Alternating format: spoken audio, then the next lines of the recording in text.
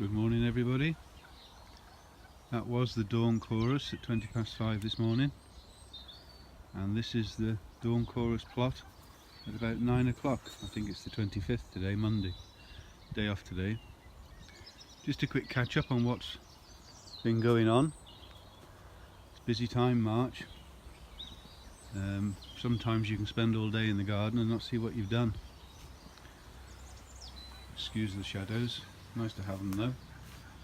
There's my bits and pieces from sieving. Surprising what you get out of your compost. Some of this was what I managed to acquire, so I've sieved it for my carrots, and that's the product. As you can see, that's nice and fluffy. If you're doing any sieving, make sure it's dry.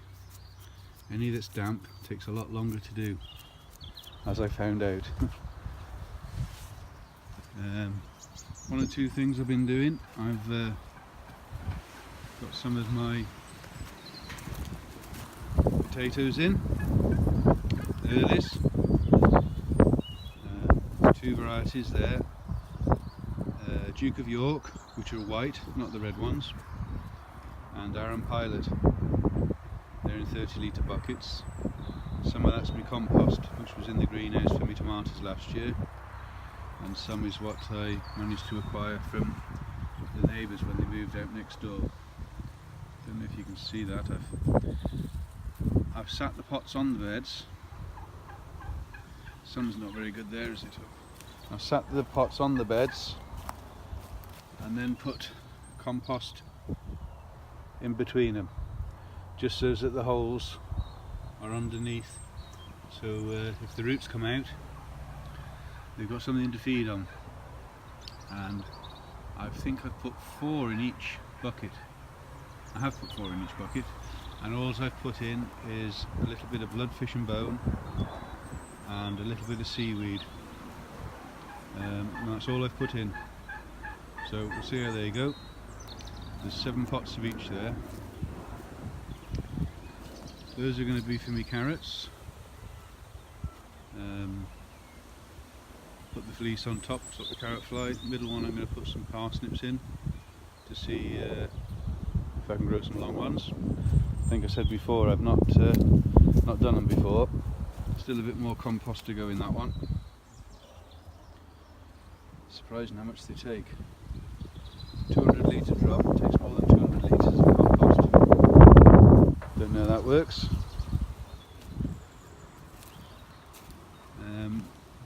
Another carrot bed I've been doing. This is for more for the stumped ones. That's what the compost is for, what I've just shown you. I've lined it, put an extra collar on, and that's what that compost is for that I've just shown you, that I've sieved.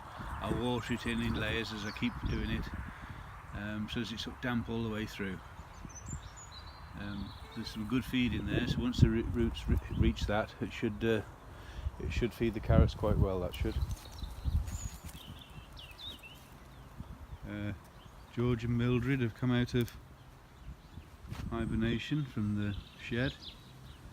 I've had the partridges, you see partridge muck on my strawberries and that, and partridges will clear your seedlings off in one morning.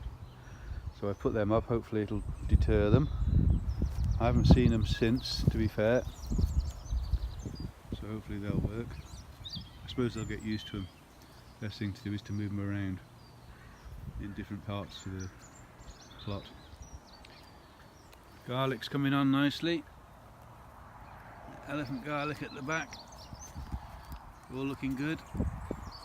Excuse the wind, I hope it's not making too much noise. My peas, they're all up. About 98% germination there, I suppose, but they're all looking okay.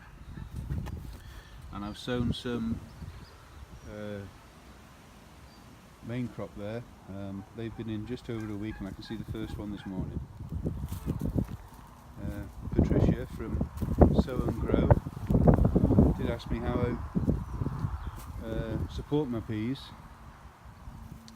and what I use is the same as what I've got here on my broad beans, and it's called heavy duty trellis netting, and it's nylon.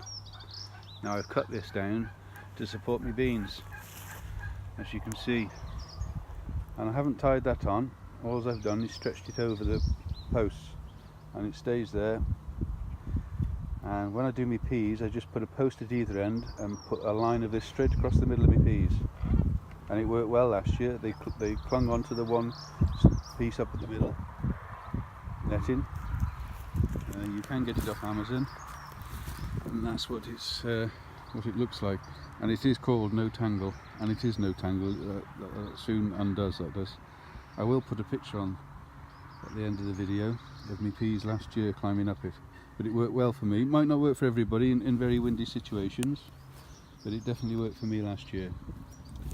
And Patricia at Sow and Grow, if you want to go over and have a look at her channel, lovely lady, nice allotment there, doing some good work, and I'm sure that channel will grow and grow. You can always tell the channels that will take off. Nice personalities, and they're doing a good job up on their allotment. So that's Patricia at Sow and Grow, and that's Sow, which is S-E-W. I have under these, I've put all my onion seedlings out.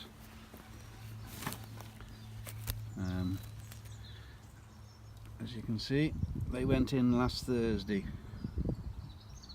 and they look okay. These cloches have been on, well, call them cloches. They've been on, I haven't taken them off at all. There was a bit of frost on these this morning. There was a dew and then they were a bit crispy. Sorry about the wind, if you can see those in there. So they look as though they've taken all right, but it was a job to get them in. When I was pushing them out of the modules, the soil all came apart, and yeah, it wasn't very easy. I'll have to rethink that for next year. But they're in now. It took me about 3 hours to get all those in. There's some in each of those beds. I put one of my Brassica nets up. You can see that. This one, I've just got to put the net on now, and I've just hooked them in like that all the way around. I don't think the cabbage white will get underneath there, and I've just got those ready, so all I've got to do now is just put the net on. All these jobs seem to take time, but they're all enjoyable. The shallots, they're coming on, they look quite well. The one at the back that I put in late because I dug one out, looks a bit more like an onion. That'll teach me for pinching it out of the kitchen rack. Probably got mixed up amongst the shallots, so if it's an onion, it doesn't matter. But they look quite well. And I've also put me bean support up, ready for when we start getting those out. Just one job less to do. I put my middle cross support quite low, so that they're very wide. People tie them at the top, and I think it gets too congested. And if you've got the room, if you put them like that, then the beans will hang down here, and you'll be able to pick them easy enough. So that's why I put mine quite low down. And to put me canes in, no, those are metal ones. I put them in the ground where I want them, and I put them on my shoulder, and I just lean into the ground to push them in, and they all go in at the same angle then. That's how I find it easier. So that's another job out of the way, and I've got a support there for my sweet peas.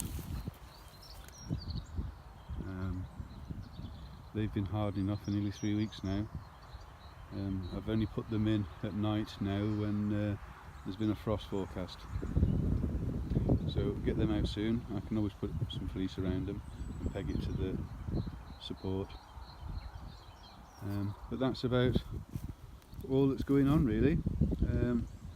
Time to start sowing outside now, direct I think. I know some of you already have. I've been trying to get some jobs done. And yep, plenty of work to do.